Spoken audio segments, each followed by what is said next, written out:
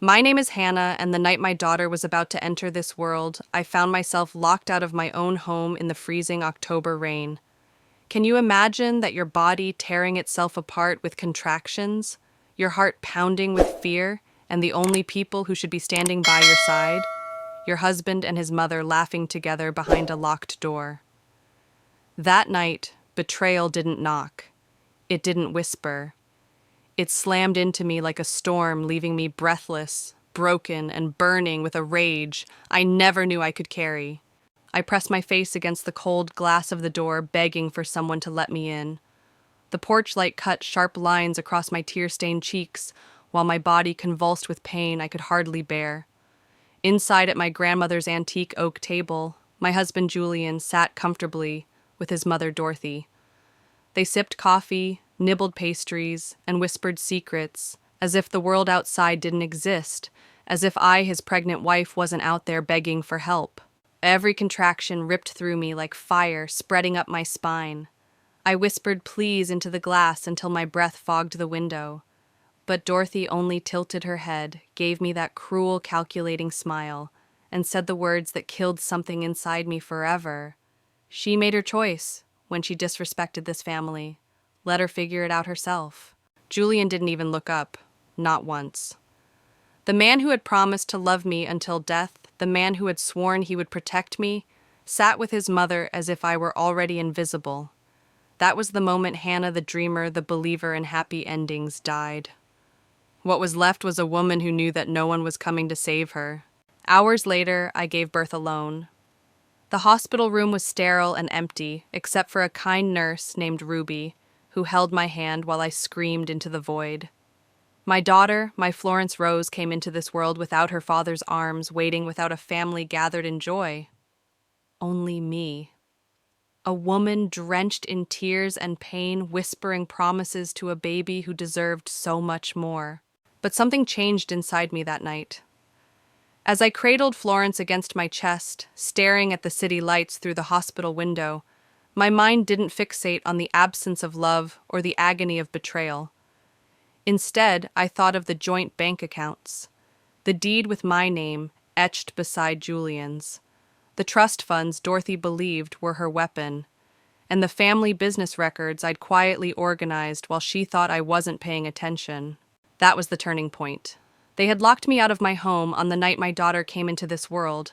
Now I would lock them out of everything they valued money secrets control. People say revenge is a dish best served cold. I decided mine would be served frozen. 6 months earlier, if you had told me I'd end up birthing my child alone while my husband laughed with his mother, I would have laughed at you. Not because it was funny, but because it would have seemed impossible. Back then, Julian loved me, or at least I convinced myself he did. We had the picture-perfect Victorian home, the carefully decorated nursery, the kind of marriage that looked flawless from the outside. I told myself stories every morning that love conquers everything, that loyalty runs both ways, that a man who vows forever actually means it. But the truth, Dorothy had been weaving her strings around us from the very start. And Julian, the man I trusted with my whole life, let her tighten those strings until I couldn't breathe. What they didn't know was this pain sharpens you, betrayal transforms you. That night on the porch, doubled over while my daughter kicked inside me for freedom, I understood something with terrifying clarity. I was no longer just a wife, no longer just a woman trying to belong. I was a mother. And mothers, when cornered, when broken, when stripped of everything, will rise with a fury no one sees coming. That was the night I decided my story wouldn't end with me crying outside a locked door. It would begin there. The morning after I gave birth alone, I should have been holding Florence with joy. Instead, I was planning my first act of quiet war. Julian didn't show up at the hospital until hours later, carrying a bouquet Dorothy had clearly chosen. He walked in with that guilty smile men wear when they already know they've failed. And behind him, her. Dorothy swept into the room like she owned it, dressed in pearls and a tailored coat, not even glancing at me before reaching for my daughter as if she were hers. That moment burned into me. My arms were still trembling from labor, my body broken, stitched, and aching. But Dorothy didn't ask permission. She just lifted Florence with a triumphant grin, whispering, "Grandmother's here," while Julian beamed with pride. Nobody asked what I wanted. Nobody cared about the woman who had fought through fire to bring this child into the world. That's when I realized the battle wasn't just about survival. It was about ownership. Dorothy wanted my baby, my marriage, my life. And Julian, too weak, too blind, or too loyal, would hand it all to her. Back home, things only got worse. Dorothy moved through my house as though every decision belonged to her. She commented on my appearance, criticized the nursery, even tried to throw out my grandmother's rocking chair. When I finally told her no, she looked at me with ice in her eyes and said, "You're making a mistake, dear, a serious mistake.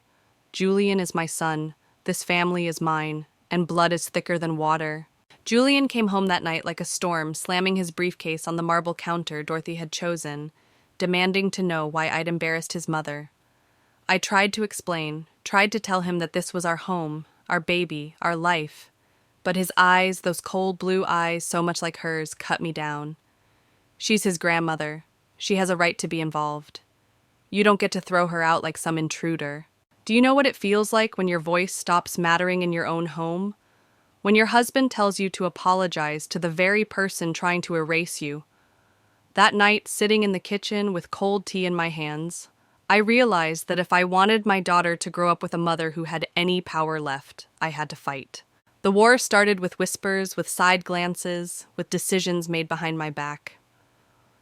Dorothy called Julian every morning, filling his head with doubts about my doctor, my diet, even my mental health. She staged dinners where I was placed at the far end of the table, invisible, while she praised Julian's achievements and asked everyone about their lives except me. I became a ghost in my own marriage. But here's what Dorothy didn't know. Ghosts watch, ghosts listen, and ghosts learn how to haunt. I started paying attention to the details she thought I was too naive to understand: the family trust, the offshore accounts, the little cracks in their perfect empire. She underestimated me, they both did. And underestimating a mother, that's the most dangerous mistake anyone can make. Because here's the truth: when you've been silenced, ignored, and locked out of your own home in labor, you stop waiting for someone to save you. You become your own salvation. And in that moment, I wasn't just a woman. I was a storm waiting to break. And if you've ever felt erased, if you've ever had someone try to strip away your voice, then you know that fire. You know exactly what it means to claw your way back. Tell me, have you ever faced a moment when someone tried to silence you? Drop it in the comments. I want to hear your story.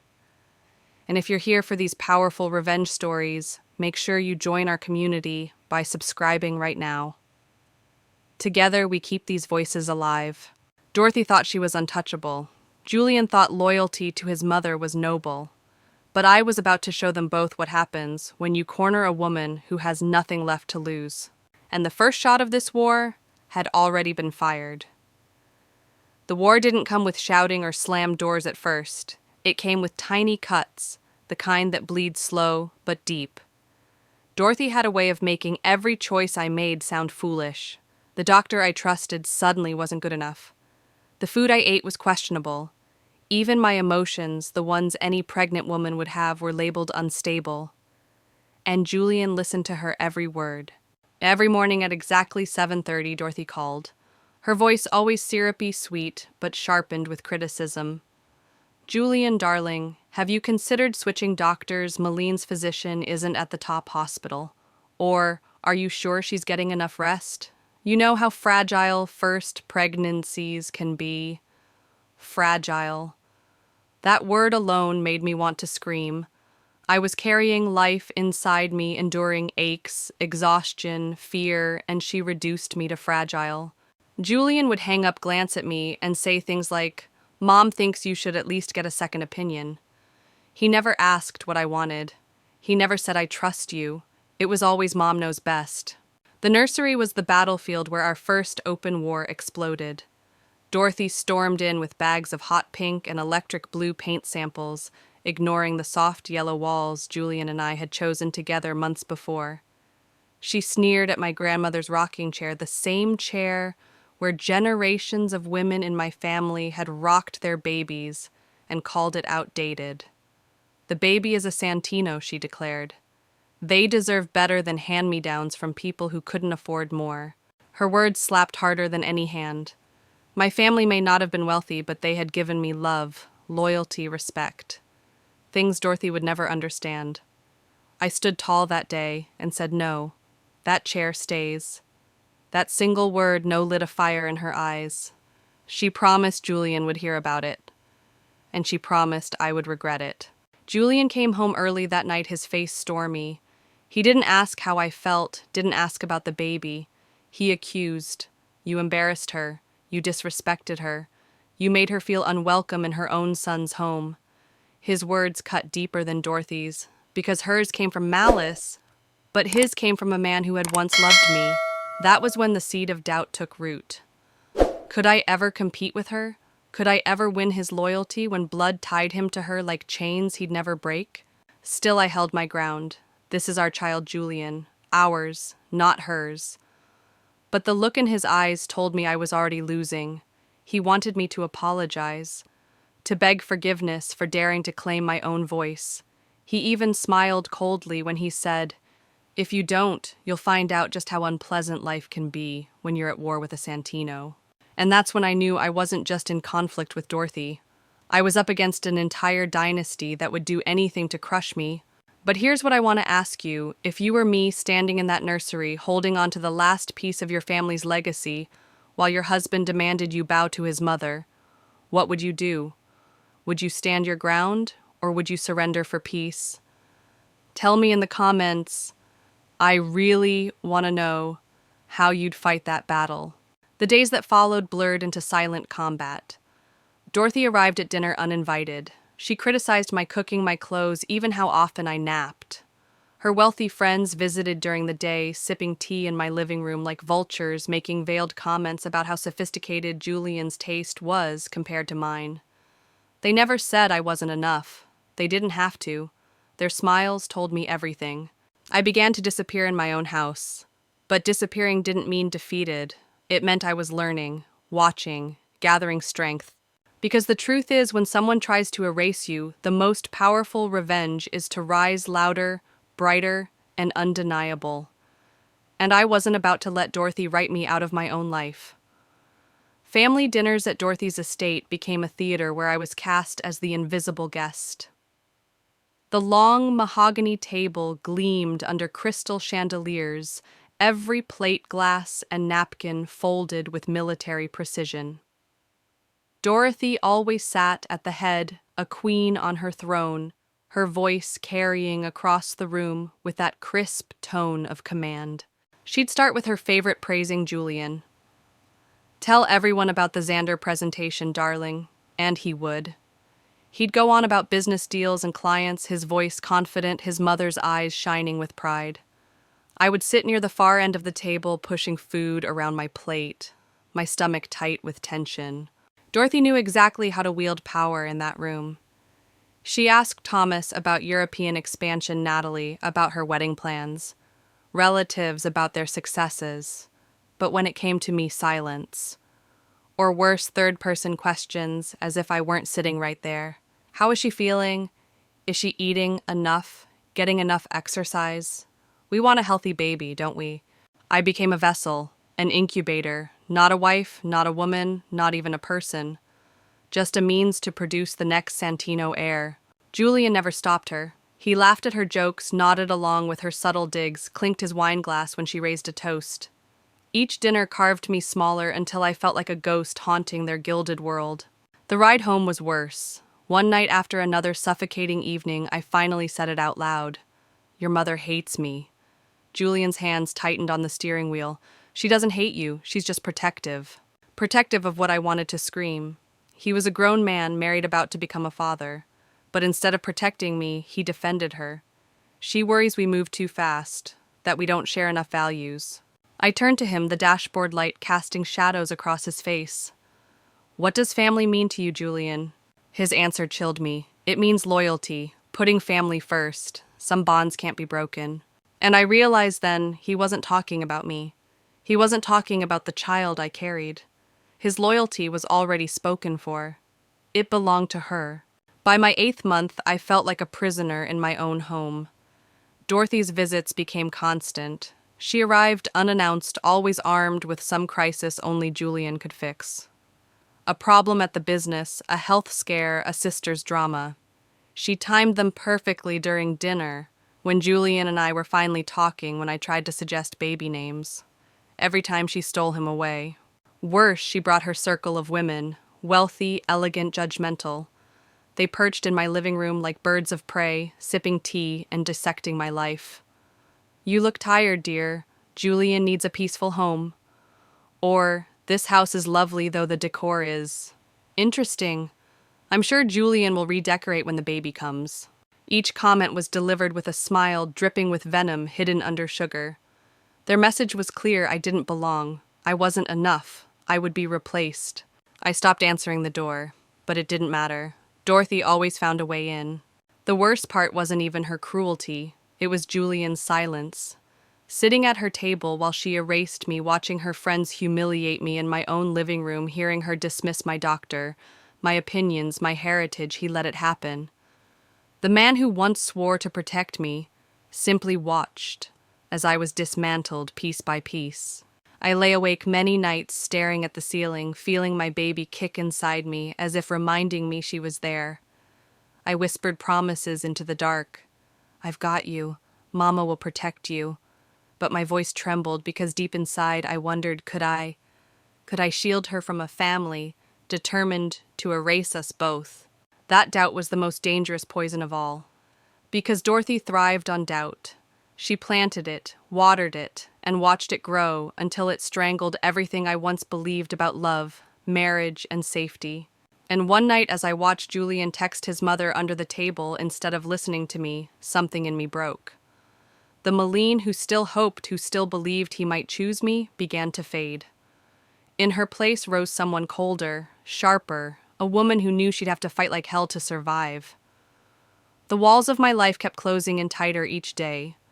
By the time I reached my 8th month of pregnancy, Dorothy had woven her web so carefully that I barely recognized myself anymore. What had started as helpful advice turned into surveillance. She questioned every decision. She showed up uninvited always with her icy smile. And worst of all, she managed to turn Julian into her echo. One morning over breakfast, he folded his newspaper with a sigh. "Mom thinks you should switch pediatricians once the baby comes. She's already called her friend at Presbyterian. They can get us in." I set my teacup down my hand, trembling. "Julian, I already have a doctor I trust." He looked at me with that patient expression that made me feel like a child. "Don't you want the best for our baby?" It was a trap. Every question framed so I would look selfish if I resisted. My voice cracked. Wanting my own doctor doesn't mean I don't care. It means I want to be part of the decision. But Julian didn't hear me anymore. He only heard her. Dorothy's interference didn't stop at medical care. She arrived during dinner with emergencies, a crisis with the business, a scare with her blood pressure. Always something that pulled Julian away from me. If not her, then her circle of polished friends appeared at my door. They sipped tea in my living room and reminded me without saying it outright that I didn't belong. They dissected everything: my clothes, my exhaustion, even the way I arranged the nursery. "Julian's always had sophisticated taste," one of them said with a tight smile. "I'm sure he'll redecorate once the baby comes." I smiled politely, but inside I was screaming. This was my home, my child, my life, and somehow none of it felt like mine anymore. Family dinners at Dorothy's estate became unbearable. She seated me far from Julian, paraded his achievements, and treated me like a ghost. Sometimes she even spoke about me in the third person. "Is she eating enough? We want a healthy baby." The worst part was watching Julian nod, laugh, and never once defend me. He let her erase me one dinner at a time. That night on the drive home, I whispered, "Your mother hates me." He shook his head. "She doesn't hate you. She's protective." Protective. No, what she wanted was control. What she wanted was to break me down until I was small enough to fit into her perfect story. And I feared Julian didn't just allow it. He needed it. The woman I used to be hopeful, trusting, believing in love was disappearing. I looked in the mirror and saw someone hollow-eyed moving through days like a ghost. Even the baby's kicks felt like reminders. Fight for me. Don't let them erase us both.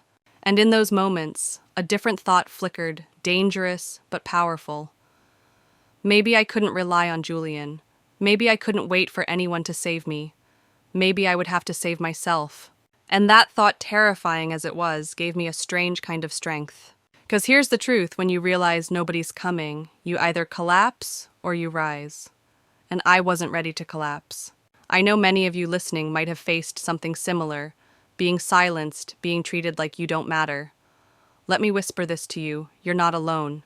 Join this community, share your thoughts, subscribe, and stay with us, because your voice deserves to be heard. The nights grew longer. I lay awake staring at the ceiling, whispering promises to my unborn daughter. I'll protect you. I'll make sure you know you're enough. But deep inside, I wondered if I was strong enough to keep that vow. Dorothy was relentless. Julian was her willing soldier. And I was running out of time before the baby came. But I also knew every empire crumbles when you learn its secrets, and Dorothy had plenty of secrets waiting to be exposed. By the final weeks of my pregnancy, my life felt like a carefully constructed trap. Dorothy's voice filled every corner, her judgment dressed up as concern, her plans disguised as help. And Julian, the man who once swore to love me above all else, became her messenger. One morning, as I placed scrambled eggs on his plate, he didn't even look up from the newspaper. Mom thinks you should talk to a therapist. She knows someone who specializes in prenatal anxiety. I froze spatula still in my hand. Anxiety? He folded the paper, his blue eyes calm in a way that infuriated me. You've been emotional, snapping, crying. It's normal, but maybe some professional guidance would help. My hands trembled. Julian, I don't need therapy. I need my husband to stand with me. To say no when your mother barges in, when she questions my doctor, when she tries to replace me in my own life. He sighed as though I were exhausting. There are no sides, Malene. There's just family. Family sticks together. I am your family too, I whispered, but the look he gave me was already an answer. His loyalty wasn't mine to keep. From that day, Dorothy's campaign intensified. She called at dawn, questioning my nutrition. She dropped by at night, bringing files from the business, forcing Julian to stay up with her while I ate alone. She orchestrated dinners where she paraded my instability. Her friends nodded knowingly, as though they'd diagnosed me too. She looks tired. Stress isn't good for the baby. New mothers can be so fragile. Each word chipped away at my credibility. Every comment was ammunition for the story Dorothy was building. I wasn't fit. I wasn't stable. I wasn't enough. Julian started to believe it. When I protested her constant visits, he scolded me. She just wants to help. You're too sensitive. When I objected to her meddling with my doctor, he accused me of being selfish. Don't you want the best for our child? I began to question myself. Maybe I was too emotional. Maybe pregnancy had unbalanced me. But then the baby kicked sharp, insistent, and I remembered. No, I was not imagining this. I was fighting for both of us. By the 37th week, exhaustion clung to me like a second skin. I shuffled through days smiling when required, swallowing my rage when Dorothy rearranged my nursery or accidentally threw away food she deemed unhealthy. Nights were worse. I lay awake listening to Julian, whisper on the phone with her, his voice low, conspiratorial. One evening I confronted him. Do you realize what's happening? She's isolating me, Julian. She's painting me unstable. She's planning to take my child. He stared at me, a shadow of pity in his eyes. You're scaring yourself. Mom's just trying to prepare us. You need to trust her experience. No, I need you to trust me. But he didn't. His silence was louder than words. That night, as I sat in my grandmother's rocking chair stroking my belly, I whispered a vow to my unborn daughter. Mama sees what they're doing. Mama will fight. But even as I said it, fear twisted in my chest. Dorothy had resources, influence, and Julian. All I had was instinct, and the growing realization that when the time came, they would stop at nothing to control even my labor. And deep down, I sensed the storm was almost here. The contractions hadn't started yet, but I could feel it, the countdown. My body was preparing for battle, and so was my heart. Dorothy thought she had written the script. She thought I would play the fragile wife, the unstable mother, the woman grateful for rescue. But she was wrong. Because no matter how much she tried to erase me, I still had one power she could never control. The power to rise when no one expected me to. And when that moment came, I would use it. The night it happened, the October sky pressed heavy against the windows. I was 37 weeks swollen, exhausted, and already suspicious that Dorothy was waiting for this exact moment. The first contraction ripped through me like a lightning strike. I clutched the kitchen counter, breath ragged. This was it. I called Julian, my voice shaking. "It's time. I need you to come home." He hesitated. "Are you sure Mom says false labor is common?" Another contraction doubled me over. "I'm sure. Please come home." When he finally arrived, relief washed over me until I saw Dorothy step out of her Mercedes behind him, dressed in black pearls as if she were arriving at a gala. Her presence sent a chill crawling down my spine. Julian rushed up the porch. "What's wrong?" "Real labor," I gasped. "The taxi's coming." But Dorothy's voice cut sharp. "No need. First labors take hours. Hospitals will just send her home." The taxi pulled to the curb, but Dorothy waved the driver away. Just like that, my escape vanished. "Julian," I pleaded, "I need the hospital now." He placed a hand on my arm, gentle but firm. "Mom's right. Let's keep you comfortable until it's really time." They guided me inside like a child throwing a tantrum while another contraction ripped through me. Dorothy directed him with clinical precision. Towels, blankets, water. She sat across from me with that calculating smile, pretending to be a midwife. I begged, I cried, "Please, something's wrong, I know it." But Julian only looked at me with pity. "You're scaring yourself. Mom delivered Thomas at home. She knows what she's doing." Dorothy's blue eyes glinted. "Control yourself, dear. All this hysteria isn't good for the baby." Then my water broke a gush across the hardwood. Dorothy's first words weren't panic, weren't concern. They were, "That will stain." I tried to rise. "I'm leaving with or without you." But Julian moved behind me. The click of the deadbolt echoed through the room like a prison gate. I was trapped. Hours blurred into a nightmare. Every attempt to reach for the phone, every step toward the door, they stopped me. Dorothy whispered, "You're not thinking clearly. Let us handle this." The baby's kicks turned frantic, then frighteningly still. Fear hollowed me out. "Please, my baby. Something's wrong." Dorothy placed her manicured hand on my belly with a possessive smile. "She's fine. You're just frightened. Trust me." Her words chilled me more than the contractions. This wasn't about safety. It wasn't about care. It was about control, ensuring even the birth of my child happened on her terms. I pressed my forehead to the cold glass of the front door rain streaking outside.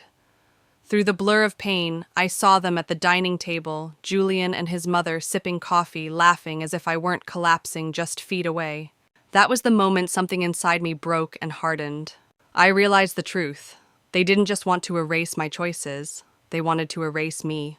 I want to pause here and ask you, what would you have done in my place? Would you have screamed, fought, or gone quiet, waiting for the moment to strike?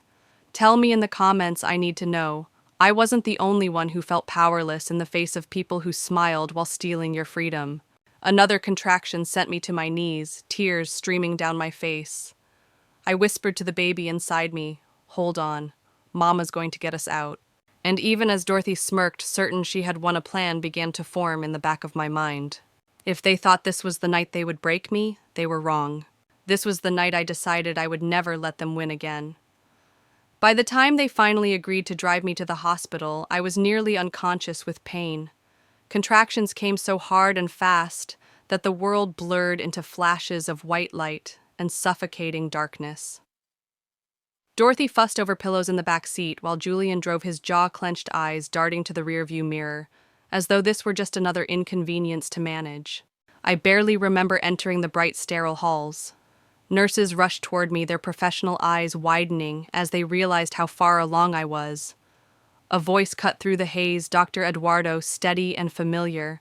"Why didn't you come in sooner?" I tried to answer, but my body was splitting apart. The only sounds I could make were guttural cries. Behind me, Dorothy spoke smoothly to the staff. She was hysterical at home. We tried to convince her, but she insisted she wasn't ready. Poor girl, she gets overwhelmed easily. Her lies slid out like honey coating every surface. I wanted to scream the truth. They locked me in. They stopped me from calling for help. but pain devoured my words. And when I caught Julian's eyes, I saw only shame. Not for me. Shame that his mother might be embarrassed. They wheeled me into delivery, bright lights, nurses shouting vitals, Dr. Eduardo moving with calm urgency. The baby's heart rate is dropping. We need to move fast. Julian finally came to my side holding my hand. For a moment his mask cracked. Fear poured out. Malene, I'm here. We'll get through this. I wanted to believe him, but another contraction ripped that hope away. The room spun, the monitor beeped faster, then slower. Voices blurred together. And then, like a miracle, my daughter arrived, tiny, fragile, but alive. The sound of her first cry sliced through the chaos like sunlight breaking storm clouds. Relief crashed over me, leaving me sobbing, trembling, clinging to the fact that she was safe. Julian wept too. He kissed my hair. She's perfect. Malene, she's perfect. For a heartbeat, I let myself imagine we could start over. That her arrival would make him see where his loyalty should lie. That Dorothy's reign was finally over. But then the door opened. Dorothy swept in like she owned the place, her arms full of flowers, her smile radiant. Without asking, she lifted my daughter from my arms. Oh, she's lovely. Just like Julian when he was born. Julian didn't stop her. He beamed, proud son, proud father, blind to the theft happening right in front of him. I lay there too weak to resist watching as Dorothy cooed over my child, claiming her as though I had been nothing more than a vessel. And I knew then that nothing had changed. Not really. Later, when the baby was taken to the nursery for her checkup, Dorothy sat beside me, her voice smooth as silk, her eyes sharp as glass. That wasn't so bad, was it? Everything worked out perfectly in the end. I turned my head, meeting her gaze with what strength I had left. You could have killed us both. She smiled. Don't be dramatic. I've had 3 children. I know what I'm doing. You should thank me. Her certainty chilled me more than the labor pains ever had. In Dorothy's world, she was always right. Reality bent to her will. But lying in that hospital bed, I realized something she hadn't counted on. Her arrogance left trails, paperwork accounts, little details she dismissed as unimportant. I'd seen glimpses in the past months, the family business records. She paraded around the whispers of trusts and accounts she assumed I was too naive to understand. If she thought I was powerless, she was wrong. I couldn't fight her with words, she'd spin them into weakness. I couldn't rely on Julian. His loyalty was already claimed. But I could watch. I could listen. And when the time came, I could use what I knew. As Dorothy leaned back satisfied, I closed my eyes and let her think she had won. But deep inside, another part of me woke up. The woman who had begged on the porch, locked out in labor, was gone. In her place stood someone colder, sharper, someone who understood that the only way to protect my daughter was to learn Dorothy's game, and play it better than she ever had. The first weeks after Florence's birth passed in a blur of exhaustion. Feedings every 2 hours. Diapers stacked like mountains. My body ached, my heart heavy. And still Dorothy was everywhere holding the baby, parading her to friends, rewriting the story of what had happened the night I nearly died. In her version, she had been the savior. I had been the hysterical young mother who panicked. Julian repeated it too, as if convincing himself made it true. To everyone else, Dorothy looked like the perfect matriarch. To me, she was a thief, stealing my voice, my story, even my child's first hours. But if Dorothy believed I was broken, she was wrong. Pain had forged me into something new. While Florence nursed in the quiet of midnight, I began to see things more clearly. Dorothy wasn't just manipulative, she was methodical. Every word, every decision, every appearance was part of a web. And webs leave strands. At first it was small. I noticed how she guarded her leather-bound journal, locking it in her office drawer every night. I noticed the folders stacked in neat piles, financial records, legal papers, business letters. She spoke too freely sometimes, boasting of accounts and trusts, assuming I didn't understand. But I listened. I remembered. One afternoon, while Dorothy entertained her circle of wealthy friends downstairs, I sat in the nursery with Florence and opened my laptop. With careful patience, I searched. Family business filings, trust accounts, tax shelters. It was all there if you knew where to look. The puzzle began to take shape. The Santino Empire wasn't as pristine as Dorothy wanted the world to believe. There were offshore accounts, questionable stock trades, transactions timed so perfectly they had to be insider knowledge. Dorothy had built her dynasty not on wisdom, but on fraud, and she had kept the receipts. I realized something then. Julian wasn't strong, he wasn't independent, he was trapped. Every decision, every success was tied to his mother's control. She owned the business, she owned the house. She even owned the trust fund he thought would one day be his. Dorothy had bound him with golden chains, and I had been expected to wear them too. But I wasn't like Julian. I still had something he'd lost long ago, the will to fight. Night after night, I studied while Florence slept against my chest. My hands trembled as I traced the lines of money flowing like rivers across borders into hidden places. I took notes, saved files, made copies. Each discovery was a spark igniting the fire that had been smothered under Dorothy's control. One entry in her journal, written in that precise, arrogant hand, made my blood run cold. Pregnancy has made her more malleable. Isolation will ensure compliance. If not, custody options must be explored. Custody. She hadn't just wanted to control me. She was already planning to take Florence. That night, holding my daughter close, I whispered a vow. She'll never have you, not while I'm alive. For the first time since I'd married into the Santino family, I no longer felt powerless. Dorothy had underestimated me. She believed I was naive, a housewife, too busy with bottles and burp cloths to notice. She didn't see that desperation sharpens the mind. The documents, the accounts, the journal, they were no longer hers alone. They were mine too, and someday soon, they would be her undoing. As Florence stirred her tiny hand curling around my finger, I felt a strange calm settle over me. Revenge wasn't about rage. It wasn't about screaming on porches or begging through locked doors. Revenge was patience. Revenge was precision. And I was learning quickly. But here's the thing you need to know. What I discovered in those quiet nights was only the beginning. The real secret, the one that would shatter Dorothy's empire, was still waiting for me hidden in plain sight. And when I finally uncovered it, nothing in the Santino family would ever be the same.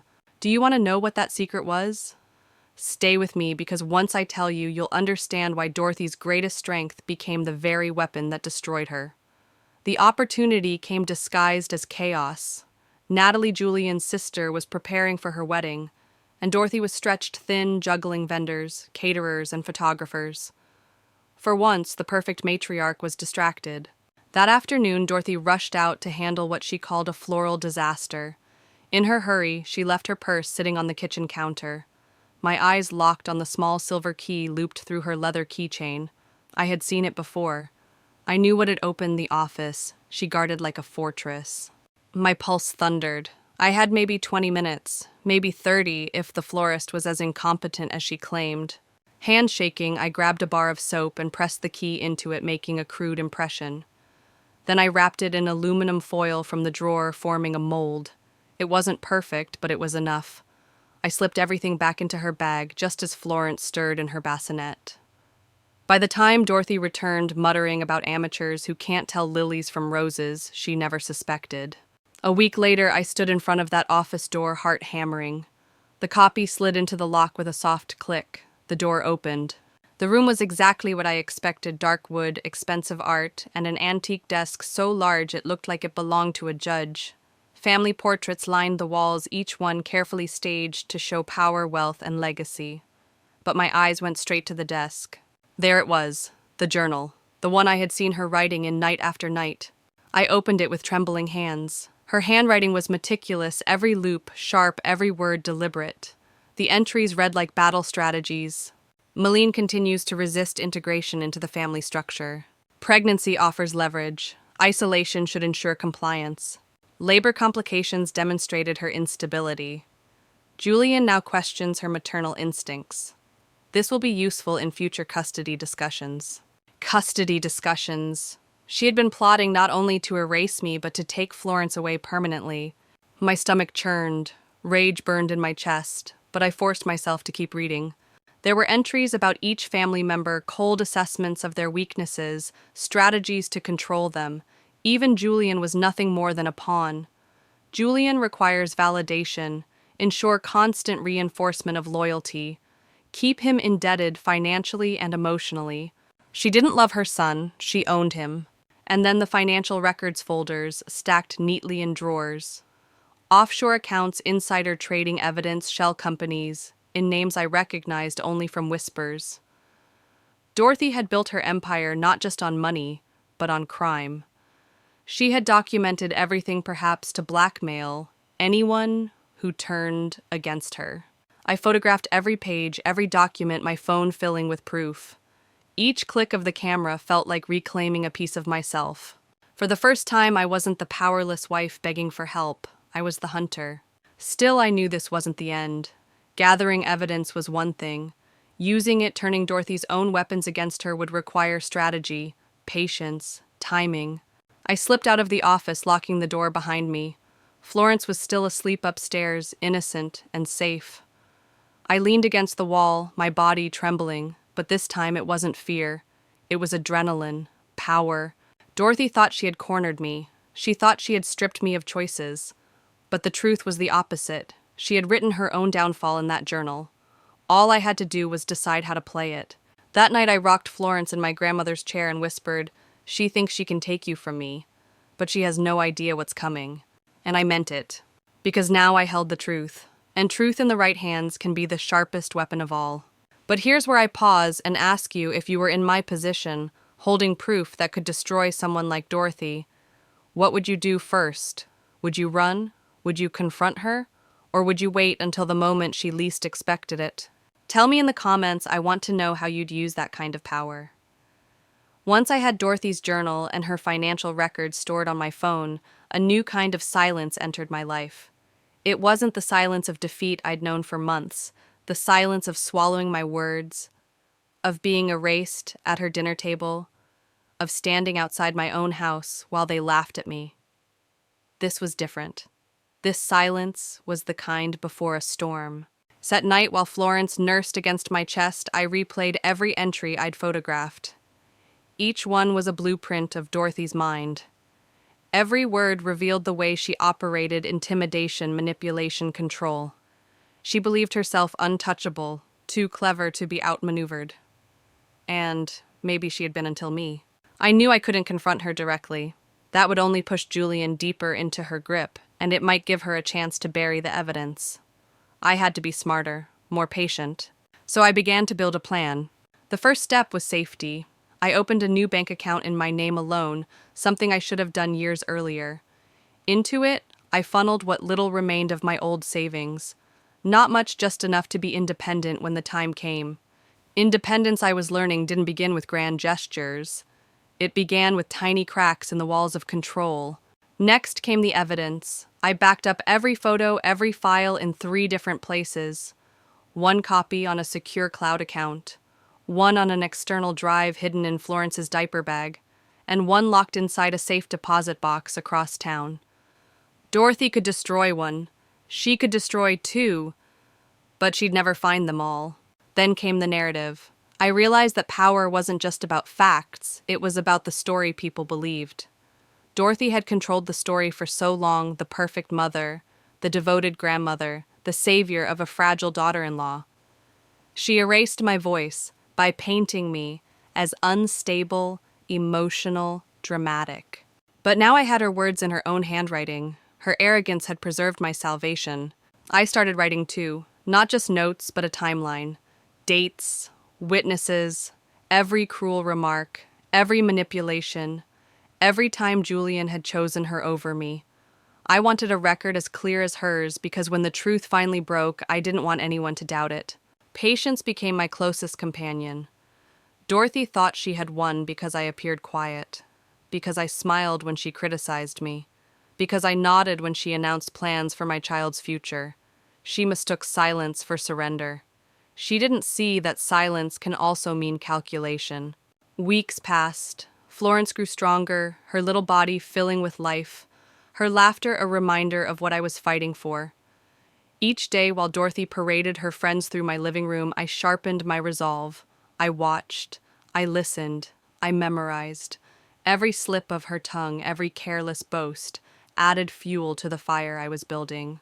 The plan wasn't just about revenge, it was about freedom. About rewriting the story so Florence would never grow up believing that submission was survival. She would know her mother had fought. Still, there were moments of doubt. At night, when Julian slept beside me, I sometimes caught a glimpse of the man I had once loved.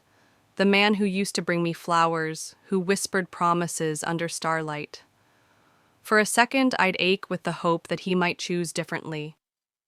That maybe, if I showed him the truth, he'd finally see.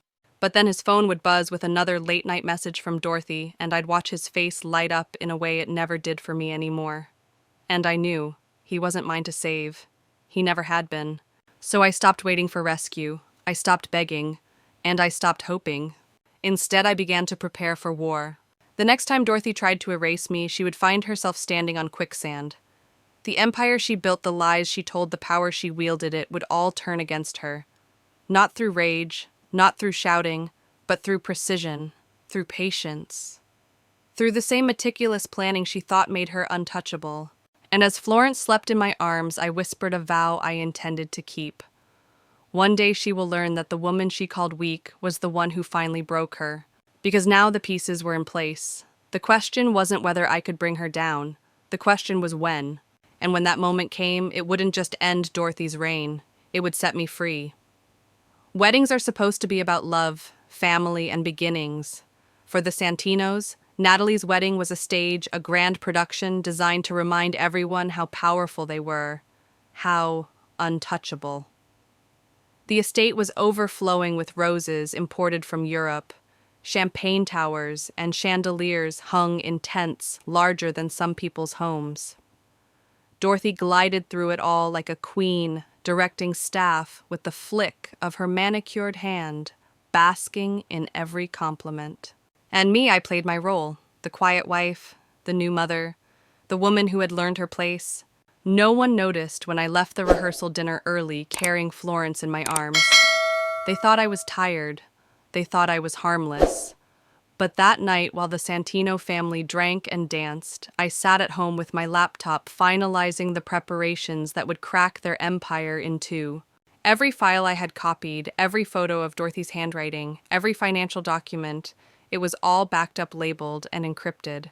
I had reached out to lawyers, investigators, even a journalist who specialized in financial scandals. They didn't have the full picture yet, but they would, soon. I wasn't ready to pull the trigger, not until the moment was perfect. The wedding weekend gave me that moment. While Dorothy obsessed over flower arrangements and seating charts, I had freedom I hadn't tasted in months. Julian was distracted with his best man duties, running around at his mother's command. No one had the time to watch me closely. On Saturday morning, as Dorothy held court in the bridal suite, I drove across town with Florence. My heart pounded, but my hands were steady. I walked into the bank, opened my safe deposit box, and slipped in two things: a copy of Dorothy's journal entries and the financial statements, linking the family business to offshore accounts. Insurance. If anything happened to me, those papers would speak louder than I ever could. Later that day during the ceremony, I sat in the back with Florence on my lap. Natalie walked down the aisle in a gown worth more than most houses. The crowd gasped, the orchestra swelled, and Julian smiled for the first time in months. On the outside, it looked perfect. But inside, I was memorizing every detail, every guest. Soon, many of them would see the Santino name, not as a mark of prestige, but of scandal. At the reception, Dorothy was unstoppable. She toasted, she laughed, she reminded everyone of her family's influence. I watched her raise her glass, her blue eyes shining with triumph, and all I could think was, "You have no idea what's coming." When night fell, the estate turned into a carnival of wealth, fireworks exploding above, music echoing across the lawn, guests drunk on luxury. And while everyone was distracted, I slipped into Dorothy's study one final time. I wasn't there for new evidence. I already had more than enough. I was there to leave something behind, a trail, a spark. Something she wouldn't notice until it was too late. I copied a handful of files onto a flash drive I knew she'd miss, eventually tucked into the corner of her desk. When she discovered it, she'd assume it was misplaced, maybe even planted. Paranoia would eat at her, and paranoia I knew could unravel even the most careful manipulator. By the time the last guest staggered home on Sunday night, my work was complete. The stage was set. Dorothy believed the weekend was her crowning achievement, proof that the Santino name still reigned supreme. She didn't see that the empire she had spent decades building now sat on a foundation of quicksand. And I was the one who had lit the fuse. I remember holding Florence that night in the guest room of the estate, rocking her to sleep while the music still drifted through the walls. She sighed, tiny fingers curling around mine, and I whispered, "Everything is about to change, my love. You'll never have to live under her shadow." The first domino was ready to fall. But let me ask you this: when you finally hold all the power over someone who's tormented you, do you strike fast, or do you wait until the knife twists deepest? Because that's exactly the choice I had to make next, and the decision I took changed everything. Monday morning dawned sharp and cold, like the world itself knew something was about to break. I sat at the kitchen table with Florence in her high chair, spooning oatmeal into her tiny mouth, while my laptop glowed in front of me. The final emails were ready. All the attachments zipped, all the subject lines crafted with precision. At exactly 9 o'clock, I hit send. Within minutes, the silence shattered. The first call came from my attorney. "It's done," he said. The divorce papers and custody motion were officially filed. Dorothy's own journal entries, which detailed her plans to undermine me as a mother, were included. It was damning. Even the coldest judge would see it for what it was: manipulation, abuse, control. The second wave went to the IRS and the SEC. Years of shady financial dealings, insider trading, and offshore accounts were no longer just my secret, they belonged to the government now. And the third, that went to a journalist who had been waiting months for a crack in the Santino armor. By noon, she would have more than a crack. She would have an earthquake. I watched Florence bang her spoon against the table, her little voice giggling. She didn't know her life had just changed. She didn't know her grandmother's empire was collapsing in real time. But I did. By 11, the phone was buzzing nonstop. Julian called. Thomas called. Even Natalie, who should have been on her honeymoon, called me in tears. I let them all go to voicemail. Then the first headline hit: Santino family fortune under federal investigation. Another followed: Journal reveals matriarch's ruthless control tactics. And then the one that made me laugh out loud, a bitter laugh that came from somewhere deep in my chest: perfect family or perfect fraud. The truth behind the Santinos. By lunchtime, reporters were camped outside the mansion. Neighbors whispered on sidewalks. Social media exploded with hashtags, stories, and speculation. Some defended them, but most didn't. People love watching the mighty fall. Dorothy's face was on every screen, the smiling queen bee suddenly stripped of her crown. I wish I could say I felt only triumph, but the truth was messier. Watching Julian's world collapse hurt. He wasn't innocent, far from it, but he was still the man I had once loved. And he was Florence's father. Yet as I reminded myself over and over, love without respect is just possession. He had chosen Dorothy's control over me again and again. Now he would live with that choice. By afternoon, federal agents had arrived at the Santino offices. I watched the news as boxes of files were carried out. Dorothy, always poised, was caught on camera shouting at an investigator. Her mask cracked at last. That night, Julian finally reached me. His voice was raw, broken. "What did you do, Malene? You've destroyed everything." I almost told him the truth, that I hadn't destroyed anything. They had. Dorothy's arrogance, his blindness. Their empire was already rotting from the inside. I'd only turned on the lights. Instead, I said, "Everything was already broken, Julian. You just refused to see it." He begged, he threatened, he cried. But I stayed calm, because for the first time in months, I held the power. And here's where I turn to you. If you've ever felt erased, if you've ever felt like your voice didn't matter, know this: silence doesn't mean surrender. It can mean strategy. That's why I share my story here. And if you believe more people need to hear stories like this, of women reclaiming their power, then don't forget to like this video, leave a comment with your thoughts, and subscribe to the channel. Together, we create a community where no one's story gets buried. By midnight, Santino's scandal was the #1 trend online. Reporters dug deeper. Former employees came forward. Old girlfriends of Julian confirmed what I already knew: Dorothy had ruined every relationship he'd ever had. The machine she built to keep control was now working against her, devouring her reputation piece by piece. And me, I sat quietly in the rocking chair Dorothy had once tried to throw out, holding Florence against my chest, whispering, "We're free now, baby girl. Truly free." The storm had broken, but the real reckoning hadn't even started yet. The storm outside had become impossible to ignore. By Tuesday morning, the Santino mansion was surrounded by flashing cameras, federal agents, and neighbors gawking from across the street. Reporters shoved microphones at anyone who came close, shouting questions about fraud, insider trading, and manipulation. The perfect family portrait had been ripped from its frame and tossed into the mud for the whole world to see. Dorothy was the first to fall. Cameras captured her being escorted out of her home in handcuffs, her pearls glinting under the harsh lights, her face twisted with rage. For a woman who had controlled every detail of her image for decades, it was the ultimate humiliation. She shouted about misunderstandings, about vendettas, about lies, but no one listened. The evidence spoke louder than she ever could. Julian, though, didn't fight.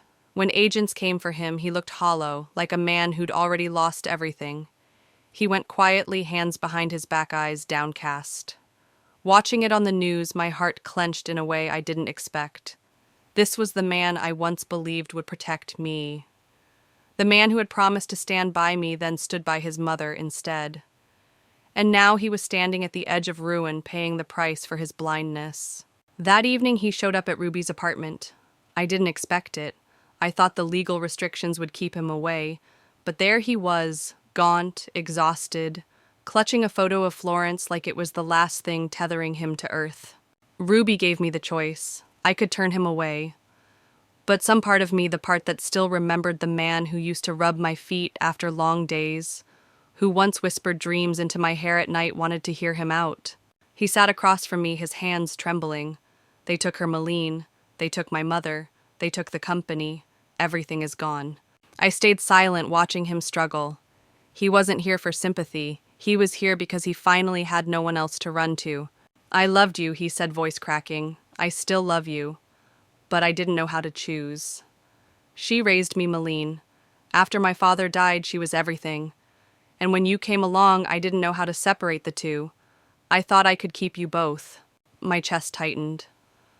"And when I was begging for help in labor, when you locked me out of my own house while our daughter was fighting to come into this world, was that you keeping us both?" He winced, his eyes filling with tears. "I thought she knew best. I thought—" His voice broke entirely. I was wrong. For a moment, the silence between us was unbearable. I looked at the man I had once built my entire future around, and I realized the truth: I didn't hate him. Not anymore. Hatred takes too much energy, and I needed mine for Florence. What I felt was something colder, sharper: finality. "You didn't just fail me, Julian," I said softly. "You failed her. Florence deserved a father who chose her first. Instead, you let your mother turn her birth into a power play." He buried his face in his hands. "What do I do now?" "You face it," I told him. "You face the consequences. And you learn finally that love without respect is just possession. You can't fix us. You can't undo what's been done. But maybe someday you can be the father she deserves if you're willing to change." He looked up at me, broken and small. "And us?" "There is no us," I whispered. "There hasn't been for a long time." He stayed for 10 more minutes, holding Florence one last time, whispering promises he could never keep. When he finally walked out the door, I felt a strange calm settle over me. It was done. Dorothy's empire had crumbled. Julian had lost his crown. And me, I had finally stepped out of the shadows of their world. But even then, as I tucked Florence into her crib and watched her tiny chest rise and fall, I knew this wasn't the end. It was only the beginning of a new story, our story. 1 year later, I stood in the kitchen of a small craftsman bungalow, 3 states away from the chaos of the Santinos. Morning light poured through the windows, golden and soft, spilling across the floor where Florence was wobbling on unsteady legs. Her laughter echoed as she took 3 determined steps before tumbling into my arms. "That's my brave girl," I whispered, kissing her cheeks. For months I had feared whether I could build a safe, stable life from the wreckage left behind. But here she was, walking, laughing free. The world still buzzed with the scandal. Headlines dissected every detail of Dorothy's downfall, every secret of the family empire she had once ruled with an iron fist. Dorothy herself sat in a federal prison sentenced to 8 years. Julian had received 5, though parole was possible in 3. Their empire was gone. The mansion was sold. The company dissolved. The family's name now whispered with shame instead of awe. But in my home, none of that mattered. What mattered was the smell of pancakes on a Saturday morning. The paint colors I had chosen myself, soft yellow, the same shade Dorothy had once mocked. The rocking chair my grandmother had loved sitting in the corner of Florence's room, like a witness to survival. I had found freedom not in revenge, but in rebuilding. My freelance writing business was small, but it kept us comfortable.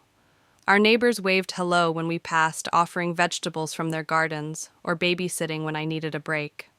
For the first time in years, I belonged somewhere, not because someone allowed me to, but because I chose it. Florence would grow up knowing that love wasn't control. She would know that respect was the foundation of every bond. She would never confuse possession with devotion. That was the legacy I wanted to leave her. Not money, not power, not a name wrapped in lies, just the knowledge that she was enough exactly as she was. Sometimes I thought about Julian. He wrote letters from prison, long apologies filled with regret. I read them, but I never responded. It wasn't anger anymore, it was acceptance. He had chosen his mother again and again until he had nothing left to give. Maybe someday when Florence was older, she could decide if she wanted to know him. That choice would be hers, not mine, not Dorothy's.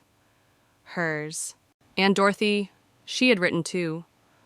A final letter admitting what she had been, a woman so afraid of losing control that she destroyed everything she loved. She was dying now, eaten alive by cancer. She left Florence a trust fund untouched by the scandal, enough to pay for her future. It was the first unselfish act I had ever seen from her. But I didn't keep the letter. I burned it in the backyard, watching the words turn to ash. Because some legacies deserve to end. That night I sat in the rocking chair with Florence curled against me. The house creaked softly, the sound of a place truly ours.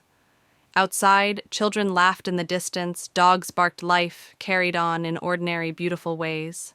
And I made myself a promise I would always choose her, always protect her, always show her that her voice mattered. Because freedom isn't just breaking chains, it's building something better in their place. And as I rocked my daughter to sleep, I realized something important. Walking away had been the hardest thing I ever did, but it was also how I won everything that mattered. So now I'll leave you with this.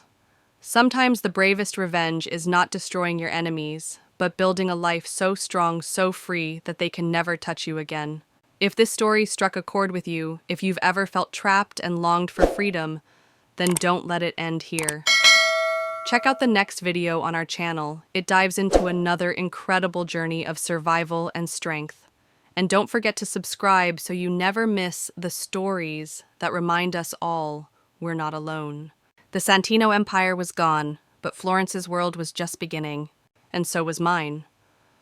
When I look back now, I realize my story was never only about betrayal or revenge. It was about reclaiming my voice in a world that tried to silence me. It was about learning that love without respect is dangerous, and loyalty without freedom is a cage. The truth is, control can disguise itself as care. Manipulation can look like protection. And sometimes the hardest chains to break are the invisible ones we wrap around ourselves, convincing us we owe someone our silence, our obedience, our lives. But here is what I've learned, and maybe it can serve you too. You don't have to stay in places that suffocate you just because you're told it's family or tradition or duty. You are allowed to walk away.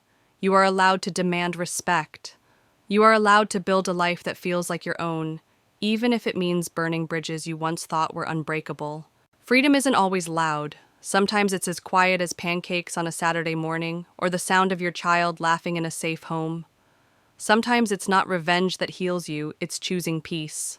So if you're listening right now and you feel trapped by expectations, by toxic ties, by fear, remember this. Walking away isn't weakness. It can be the bravest thing you ever do. Because sometimes the most powerful legacy you can give is not money or name or power. It's teaching the next generation that love and freedom belong together, or they mean nothing at all.